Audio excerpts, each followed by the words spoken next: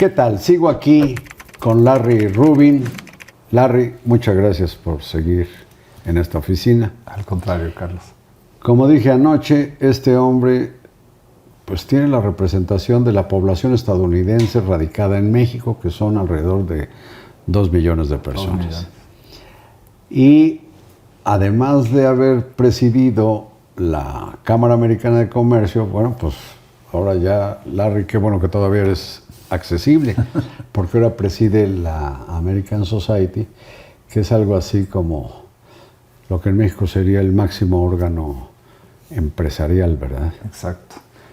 Bueno, el caso es que anoche, platicamos a propósito de lo sucedido en Matamoros con 4 ciudadanos estadounidenses, pero también tocamos lo que algunos senadores republicanos han propuesto y que ya sabe que México dice que no, pero también el ejército estadounidense en el Senado, sus representantes dijeron que no ven ni de lejos una intervención militar en México. Y decías tú que lo que haría el gobierno estadounidense en caso de declarar terroristas a las organizaciones mexicanas de narcotraficantes sería darle facultades para que Estados Unidos apoye de una manera mucho más decidida la lucha mexicana contra el narcotráfico, ¿no? Totalmente, y lo hemos visto ya con éxito. Por ejemplo, se dio en Colombia, ¿no? Y se llamó en ese entonces Plan Colombia. Plan Colombia justo fue esta cooperación entre Colombia y Estados Unidos en la que le permitió a Colombia, Colombia tenía una situación similar a la que tiene hoy México, ¿no? Que no podía salir a las calles, tú seguramente te acordarás, sin estar preocupado de que te fueran a secuestrar. Los coches checaban que no hubiera bombas, ¿no? En todos los centros comerciales. O sea, la situación en Colombia fue muy difícil por muchos años. Hoy ya se respira una paz total, ¿no? Estuve ahí hace pocos meses y es una realidad diferente.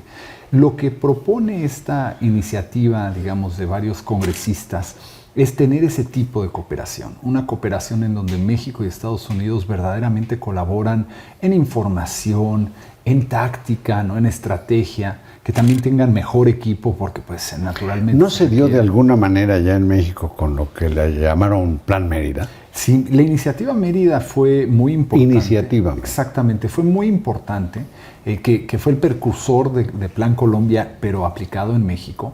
Lamentablemente, Iniciativa Mérida tenía algunos faltantes, ¿no? Faltaba más recursos. Realmente se dio para Iniciativa Mérida 5 veces menos que se le dio al Plan Colombia.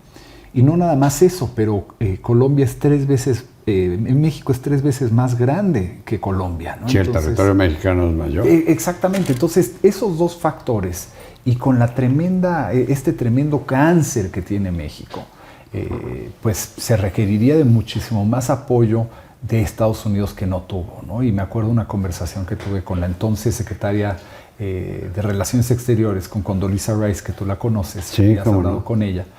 Me decía, el tema es que deberíamos haber pedido más dinero del Congreso.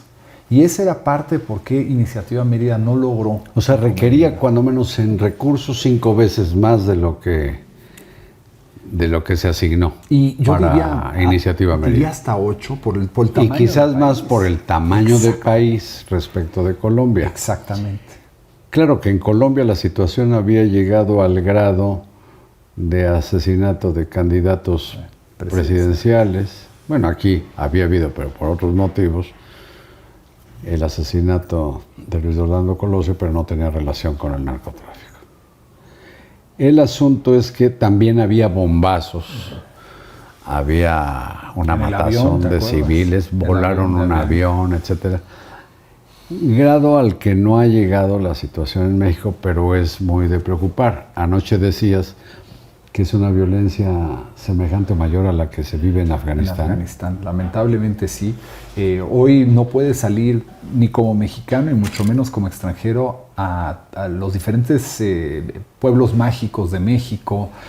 No puedes ir a muchas partes de Guerrero, no puedes ir de Guanajuato, a Tamaulipas, Guanajuato, de Zacatecas, Veracruz, ¿verdad? Hermosos estados, Michoacán, ¿no? Hermosos estados que hoy están invadidos por el crimen organizado y lamentablemente no nada más sufren los ciudadanos que viven en estas comunidades, en estas ciudades de vejación de libertad y obviamente homicidio, sino también los que la libran pues también son extorsionados, ¿no? O sea, tienen que pagar sus negocios. Hasta los vendedores de pollo en el más modesto mercado en algunos lugares, ¿no? Y es lamentable. Bueno, pero Larry, en tu carácter de representante de los estadounidenses que viven en México, ¿tienes comunicación, por ejemplo, con el embajador de Estados Unidos, ahora con Ken Salazar, como claro, lo debes haber quizás tenido con embajadores anteriores? ¿Sí? Definitivamente la comunidad americana tiene el honor de que su presidente honorario es siempre el embajador de Estados Unidos. Sí. Entonces, de la comunidad estadounidense. Exactamente. Entonces, la comunicación, la cercanía con los diferentes embajadores siempre ha sido muy positiva. Trabajamos de la mano en términos económicos, ¿no? Porque la inversión en términos económicos en México es muy importante para Estados Unidos. Y no se diga para México mismo, ¿no? La inversión más grande que México tiene es la de Estados Unidos. Y en esa materia... El solo intercambio comercial creo que supera los $500 mil millones. Exacto, 600 mil millones de dólares. Y lo interesante de ese comercio es que Texas, el estado fronterizo, se lleva una tercera parte, 200 mil millones nada más Texas. Ya llevó agua a su molino, este hombre es tejano, es tejano. Y más bien, entiendo... Houstoniano, ¿no? Sí. Pero fíjate algo interesante, esos 200 mil millones de dólares que solamente representa uno de 50 estados, es más comercio que lo que tiene México con el resto de Latinoamérica conjunto. ¿Solo con Texas? Nada más con Texas, es más que todo Latinoamérica en su conjunto. Mi padre me decía, Caraxo, qué lexos está Texas. Bueno, el caso es que este hombre... tiene por sus funciones relación con el embajador. Yo te pido, confíanos acá hasta donde puedas. ¿Qué te dice Ken Salazar sobre la situación que está viviendo dentro de México y lo que está haciendo una relación que a veces parece tirante, pero entiendo que esencialmente es de cooperación entre los gobiernos de México y Estados Unidos? Claro, pues el embajador, como seguramente lo has notado, es una persona... que ha forjado relaciones importantes con el gobierno de México. Es el embajador que más visita al presidente. Claro, y tiene una comunicación con el presidente y con nosotros en la comunidad excelente. La verdad, siempre conmigo particularmente ha sido todo un caballero, siempre tenemos una comunicación abierta. Yo le expreso mi punto de vista, ¿no? Sobre diferentes temas. Él debe ser demócrata. Sí. Y tú eres republicano. Totalmente. Y la verdad es que... Él en el esquema facilón se diría que él es progresista y tú eres conservador. Exacto, pero lo interesante de eso, que yo lo respeto todavía más al embajador, es que él dice, yo soy embajador de todos, ¿no? O sea, republicanos, demócratas, pues todos son americanos y yo los represento a ustedes, ¿no? Y yo creo que esa madurez... Claro, lo refleja, pues él ha sido senador, secretario del Interior de Estados Unidos. Estamos hablando de un embajador que en pocas ocasiones ha habido en Con México. mucho fogueo. Con mucho fogueo y muy cercano al presidente Biden también. Pero dime una cosa, a propósito de que recordé tu republicanés. ¿Qué piensas del aferramiento del Partido Republicano, en cuyas campañas llega a tener donativos muy importantes de los fabricantes de armas, de su resistencia a imponer más requisitos para que no sea tan fácil comprar armas en Estados Unidos? Armas que utilizan las bandas mexicanas.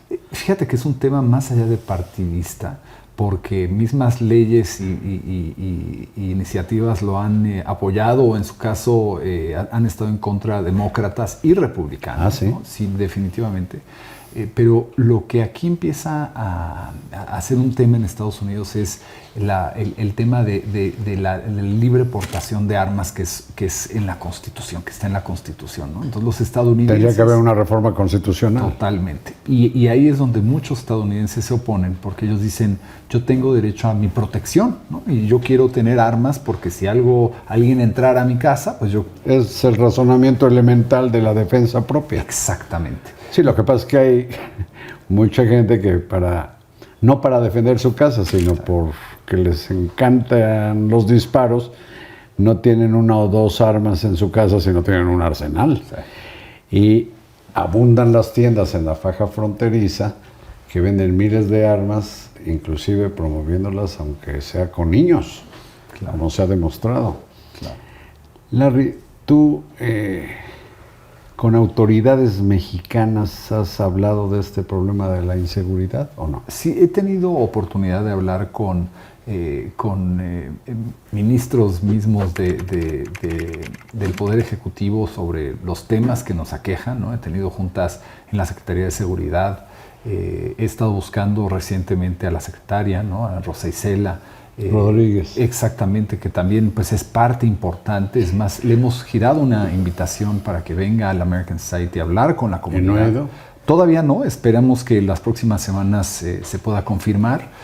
Creemos que es importante que comunique y que le dé tranquilidad pues también a los estadounidenses que están muy preocupados sobre la situación en México, que aqueja a lugares donde hay muchos americanos, como puede ser San Miguel, puede ser Chapala, ¿no? Donde tienes una cantidad importante de estadounidenses y que hoy por hoy están viviendo pues, situaciones de peligrosidad, ¿no? Y que no se sienten seguros en un país en el que sí quieren vivir. Y yo creo que esa es una oportunidad importante porque los turistas, por ejemplo, quieren venir a México a hacer una derrama económica importante y muchos se detienen porque dicen, ¿y qué si me pasa algo? Bueno, ya nos decía anoche Larry Rubin que hay 500 ¿cuántos desaparecidos? 556 hasta la fecha. Estadounidenses. Que no se han encontrado aún. Larry, pues te agradezco mucho esta conversación que no es nada agradable. Este hombre tan informado, tan tejano y tan mexicano que lleva pues, prácticamente toda su vida viviendo aquí, felizmente casado con una mexicana. Muchas gracias, Carlos. Gracias, Larry Rubin. Muchas gracias a ustedes y buenas noches.